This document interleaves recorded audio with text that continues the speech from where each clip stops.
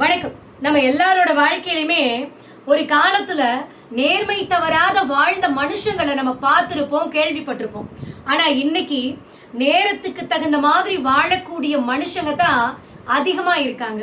ஒரு இடத்துல நம்ம இல்ல அப்படின்னா அந்த இடத்துல நம்மளை பத்தி என்ன பேசி இருப்பாங்க அப்படிங்கறது மட்டும் நமக்கு தெரிஞ்சிருச்சுன்னா இந்த உலகத்துல எந்த உறவுமே நம்ம கூட நிலைக்கவே நிலைக்காதுங்க. இதுதான் நிதர்சனமான உண்மை. நம்மளை சுத்தி இருக்கிற நிறைய பேர் இங்க பச்சோந்தி மாதிரி தான். தேவை அப்படின்னா நம்ம காலை வேணாலும் வந்து பிடிப்பாங்க. தேவை முடிஞ்சு போச்சுன்னா நம்ம கழுத்தை பிடிக்கவும் தயங்க மாட்டாங்க. இது உங்களுக்கும் இந்த அனுபவம் இருந்துச்சுன்னா மறக்காம கமெண்ட் பண்ணுங்க.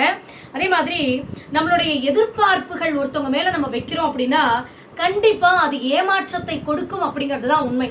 அதுக்காக நம்ம யார் மேலயும் எதிர்பார்ப்பு வைக்காம இருக்க முடியுமா அப்படின்னா கண்டிப்பா முடியாதுங்க. ஆனா நாம யார் மேல நம்மளுடைய எதிர்பார்ப்புகளை வைக்கிறோம் அப்படிங்கறதுல நீங்க தெளிவா இருந்துட்டீங்கன்னா கண்டிப்பா அந்த இடத்துல ஏமாற்றம் அப்படிங்கிறது உங்களுக்கு கம்மியா தான் இருக்குங்க. சோ சாகர வரைக்கும் நாம ஞாபகம் வச்சுக்க கூடிய ஒரு விஷயம் என்னன்னு கேட்டீங்கன்னா, மனுஷனோட மனசு இருக்கு பாத்தீங்களா, அது நிமிஷத்துக்கு நிமிஷம் மாறக்கூடிய ஒரு குணம் கொண்டது. அதை மட்டும் மறந்துடாதீங்க. இங்க நேர்மையா வாழ்ந்தா இவன் பயப்படுறான், இவனா பொழைக்கவே தெரியாதவன் அப்படின்னு பேசுவாங்க. நீங்க உண்மையா இருந்தீங்கன்னா இந்த உலகம் உங்களை ஏமாத்ததாங்க பாக்கும். சோ இதுதாங்க உண்மை. அதே மாதிரி நீங்க யார அதிகமா நம்புறீங்களோ நல்லா யோசிச்சு பாருங்க. நீங்க யார அதிகமா நம்புறீங்களோ அவங்களால தாங்க ஏமாற்றப்படுவீங்க. உங்ககிட்ட யாரு வாழ்க்கையில நான் கடைசி வரைக்கும் வருவேன் அப்படின்னு சத்தியம் பண்ணி கொடுக்கறாங்களோ அவங்கதான் சரியான நேரத்துல பாதியிலேயே உங்களை விட்டுட்டு கை கழுவிட்டு போவாங்க. சோ யாரையுமே முழுசா நம்பாதீங்க. உங்களுடைய வாழ்க்கை உங்க கையில அப்படிங்கறத மறந்துடாதீங்க. நம்ம மனசோட நிம்மதி இருக்கு பாத்தீங்களா, அது யாரால கிடைக்கும் அப்படின்னு நீங்க நம்பி இருந்தீங்களோ அந்த உறவுகளாலதான் உங்களுடைய மனசு சுக்குநூறா உடைஞ்சு போகக்கூடிய ஒரு சந்தர்ப்பம் வருங்க. சோ அதனால நீங்க யாருகிட்டயுமே உங்களுடைய நிம்மதி இருக்கு அப்படின்னு நினைக்காதீங்க.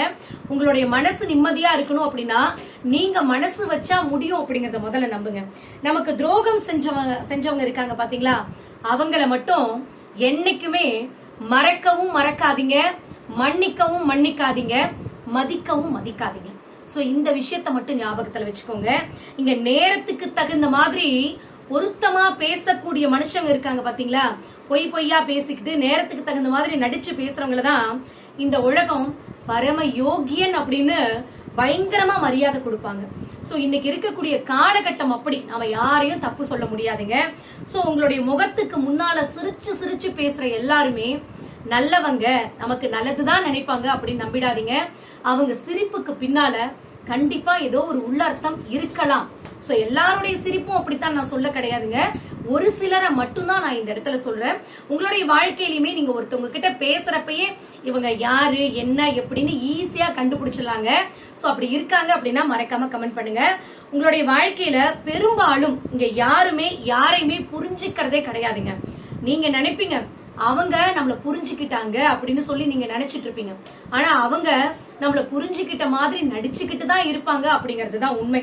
இங்க ஒரு இடத்துல உங்களுடைய உணர்வுகள் இருக்கு பாத்தீங்களா, அது மதிக்கப்படல அப்படின்னா நம்மளுடைய மனசு இருக்கு பாத்தீங்களா, அது தன்னை தானே தனிமைப்படுத்திக்குமே தவிர என்னைக்குமே உங்க மேல இருக்கக்கூடிய அந்த அன்பு பாசம் அது என்னைக்குமே அவங்க வெறுத்துட்டு எல்லாம் போக மாட்டாங்க. ஏன்னா உண்மையா பாசம் வச்ச ஒருத்தவங்க என்னைக்குமே சட்டுதான் அவங்களுடைய உறவை தூக்கி போட்டுட்டு போக மனசே வராதுங்க. அதே மாதிரி ஒருத்தருடைய உறவு தனக்கு எந்த அளவுக்கு முக்கியம் அப்படின்னு நீங்க நினைக்கிறீங்களோ அந்த அளவுக்கு முக்கியம்னு நினைக்கிற ஒருத்தருடைய உறவுகளுக்கு அவங்களுடைய உணர்வுகளை புரிஞ்சுக்கிறதுக்கு முக்கியத்துவம் கொடுப்பாங்க. ஒரு இடத்துல ஒருத்தவங்களை டக்குன்னு அலட்சியப்படுத்திட்டு போறாங்க அப்படின்னா கண்டிப்பா அவங்களுக்கு உங்க மேல கொஞ்சம் கூட கரிசனம் கிடையாது, அன்பு கிடையாது அப்படிங்கறதுதான் நிதர்சனமான உண்மை.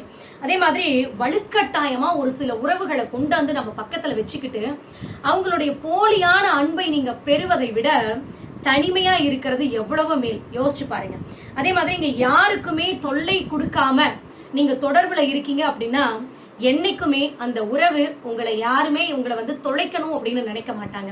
சோ எப்ப பார்த்தாலும் ஒருத்தவங்களுக்கு போன் பண்ணி சும்மா டார்ச்சர் பண்றது, மெசேஜ் பண்றது இந்த மாதிரிலாம் இருந்தீங்கன்னா என்னடா எப்ப பார்த்தாலும் இப்படியே பண்றான்னு சொல்லி சலிச்சு போயிடும். சோ யாரா இருந்தாலும் தொல்லை கொடுக்காத ஒரு அன்பா இருந்தீங்க அப்படின்னா அது என்னைக்குமே நீண்ட காலம் நீடிக்கும். அப்படி இல்லைன்னா அவங்க உங்களை பிளாக் லிஸ்ட்ல போட்டு போயிட்டே இருப்பாங்க. யோசிச்சு பாருங்க. எதையுமே யார்கிட்டயுமே எப்போதுமே எதுக்காகவும் எதிர்பார்த்து மட்டும் தயவு செஞ்சு நிக்காதீங்க. இங்க அடுத்தவங்க கிட்ட நீங்க எதிர்பார்த்து நின்று ஏமாந்து போறதை விட, அந்த வலியையும் வேதனையும் அனுபவிக்கிறதை விட, நீங்களே முயற்சி பண்ணி தட்டு தடுமாறி அந்த இடத்துல தோத்து போனா கூட உங்க மனசுக்கு ஒரு நிம்மதி இருக்கும், நிறைவு இருக்கும். இந்த வலியும் வேதனையும் அதை விட கம்மியா தான் இருக்கும், புரிஞ்சுக்கோங்க. அதே மாதிரி வாழ்க்கை இருக்கு பாத்தீங்களா, அது ஒண்ணு அழ வைக்கிறதுக்காக இங்க 100 காரணத்தை கொடுக்கும். ஆனா அந்த இடத்துல நீங்க புரிஞ்சுக்க வேண்டிய ஒரு விஷயம் என்னன்னா, நீங்க சிரிக்கிறதுக்காக, நீங்க சந்தோஷப்படுறதுக்காக உங்களுக்கு 1000 காரணம் இங்க இருக்கு அப்படிங்கறத மறந்துடாதீங்க. சோ இங்க நம்மளுக்கு கஷ்டம் வந்துருச்சு அப்படின்னா அதுக்காக மூழ்கி போயெல்லாம் உட்கார்ந்துருக்காதீங்க.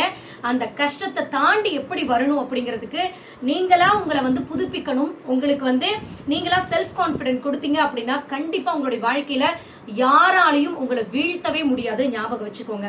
இங்க தப்பா புரிஞ்சுக்கிட்டேன் அப்படின்னு சொல்லி உங்களை பத்தி ஒருத்தவங்க தப்பா புரிஞ்சுக்கிட்டாங்க அப்படிங்கறதுக்காக அவங்க கிட்ட போய் உங்களை பத்தின நியாயத்தையோ ப்ளீஸ் என்ன புரிஞ்சுக்கோங்க அப்படின்லாம் போய் தயவு செஞ்சு கெஞ்சிக்கிட்டு இருக்காதீங்க. ஏன்னா இந்த உலகத்துல விமர்சிக்கப்படாத மனுஷங்க அப்படின்னு யாருமே கிடையாதுங்க. உங்களை பத்தி இங்க ஒருத்தவங்க அடுத்தவங்க கிட்ட பேசுறாங்க, குறை சொல்றாங்க அப்படின்னா அவங்கள பத்தி கண்டிப்பா ஒருத்தவங்க வேற யார்கிட்டயாவது போய் குறை சொல்லிக்கிட்டு இருப்பாங்க. இங்க யாரும் யாரையும் விமர்சனம் பண்ணாத இந்த உலகத்துல வாழவே முடியாதுங்க. சோ அதுக்காக எல்லாம் கவலைப்படாதீங்க. சோ அன்புக்காக முதல்ல இறங்கி போனதுனாலயோ என்னவோ தெரியலங்க, அவங்களுடைய பட்டியல்ல என்னைக்குமே உங்களுடைய அன்பு கடைசி இடத்துலதான் இருக்கு. ஃபைனலா ஒரே ஒரு விஷயம் மட்டும் சொல்றேங்க, தேடி போய் யாருக்கிட்டையுமே தயவு செஞ்சு உங்களுடைய அன்பை நிரூபிக்கணும் அப்படின்னு நினைக்காதீங்க. அந்த இடத்துல நீங்க ஆசையா போனீங்க அப்படின்னா உங்களுக்கு அவமானம் தான் மிச்சமாகும். சோ உங்ககிட்ட இருக்கக்கூடிய ஒரு விஷயத்த உங்ககிட்ட அன்பா யார் இருக்காங்களோ அவங்க கிட்ட உங்களுடைய அன்பை கொட்டி தீருங்க.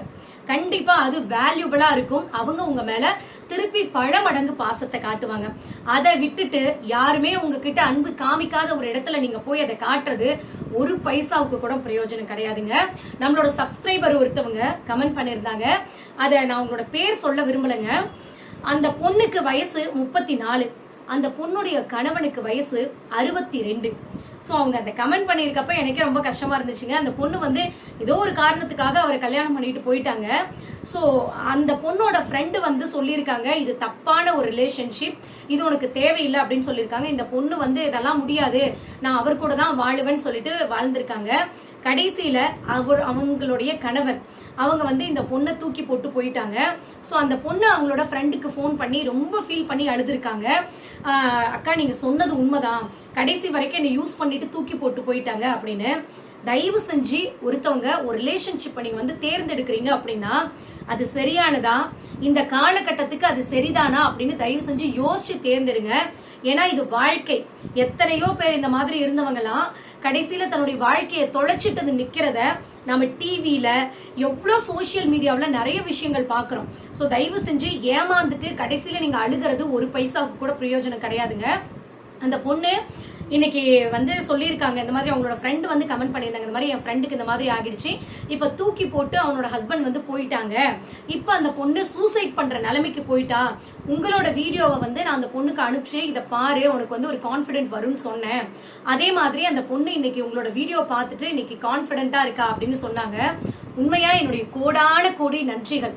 ஏன்னா ஒரு விஷயம் நம்ம யூடியூப்ல வியூஸ் கிடைக்கிறதுக்காக பேசுறதை விட ஒருத்தவங்களுடைய வாழ்க்கையவே அதை மாத்துதுங்கிறப்ப எனக்கு இதை விட ஒரு சந்தோஷம் வேற எதுவுமே கிடையாதுங்க. உண்மையா எனக்கு அவங்களுக்கு ஒரு மிகப்பெரிய நன்றிகள். அந்த பொண்ணு கிட்ட சொல்லுங்க, வாழ்க்கையில இது மட்டுமே ஒரு தடவை ஏமாந்துட்டாங்க. சோ இது மட்டுமே லைஃப் கிடையாது, இன்னும் எவ்வளவோ விஷயங்கள் இருக்கு. உங்களுடைய வாழ்க்கை நல்லபடியா அமையறதுக்கு என்னுடைய வாழ்த்துக்கள்.